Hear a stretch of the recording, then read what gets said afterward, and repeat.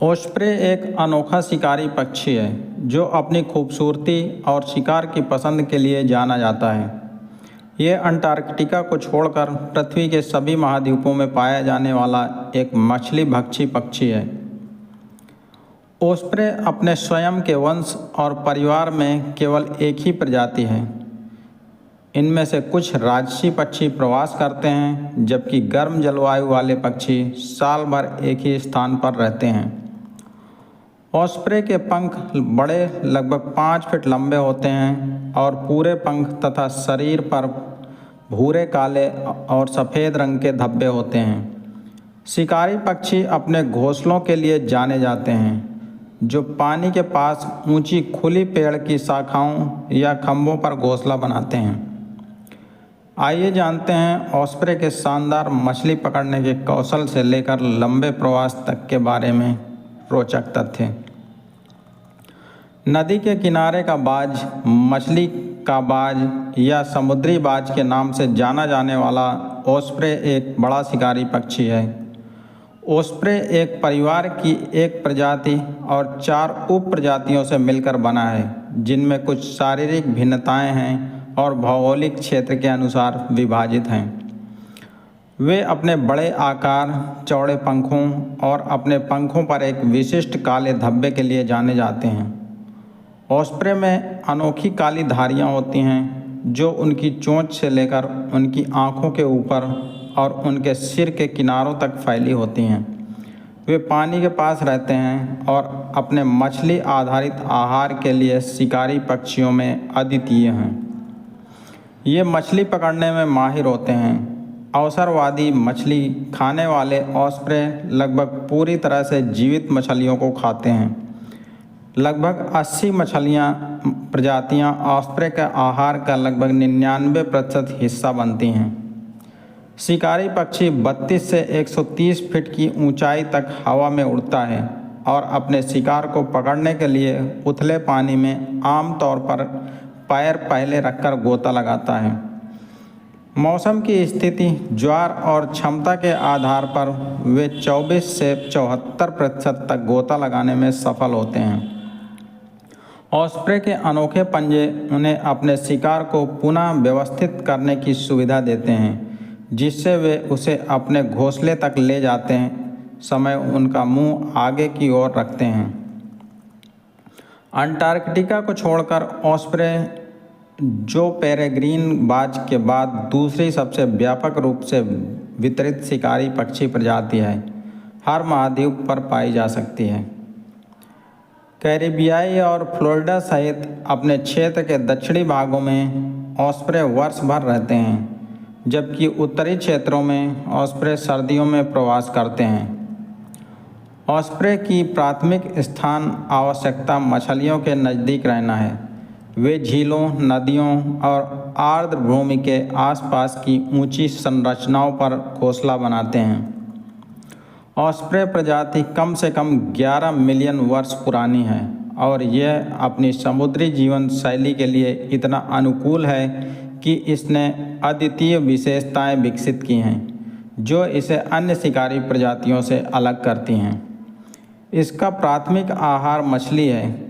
Osprey के नथुने गोता लगाने के दौरान बंद हो जाते हैं और इसमें एक बाहरी पंजा होता है, जिसे मछली को बेहतर ढंग से पकड़ने के लिए पीछे की ओर झुकाया जा सकता है।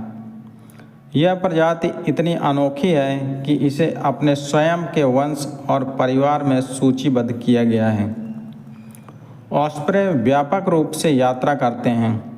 ओस्प्रे आमतौर पर 15 से 20 साल तक जीवित रहते हैं और सबसे पुराना ज्ञात ओस्प्रे 25 साल से थोड़ा ज़्यादा पुराना था। इतने लंबे जीवन काल के दौरान ये प्रवासी पक्षी 1,60,000 मील से ज़्यादा की यात्रा कर सकते हैं। स्वीडन और अफ्रीका के बीच ओस्प्रे प्रवास पर नज़र रखने वाले शोधकर्ताओं ने पाया कि 45 दिनों की अवधि में ये पक्षी 4,200 मील तक की यात्रा करते हैं। एक अन्य अध्ययन में एक ओस्प्रे पक्षी को दर्ज किया गया, जिसने मैसाचुसेट्स से दक्षिण अफ्रीका तक 13 दिनों में 2700 मील की यात्रा की थी।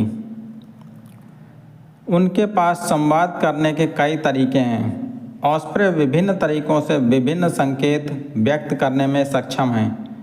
ऑस्प्रे के व्यवहार के एक अध्ययन से पता चला है कि उनके पास भावनाओं को व्यक्त करने के लिए 8 विशिष्ट स्वर हैं, जिनमें उत्साह, अलार्म और भोजन के लिए अनुरोध शामिल हैं, और प्रणय, सुरक्षा, आराम और हमले के संदेश देने के लिए 11 शारीरिक प्रदर्शन हैं।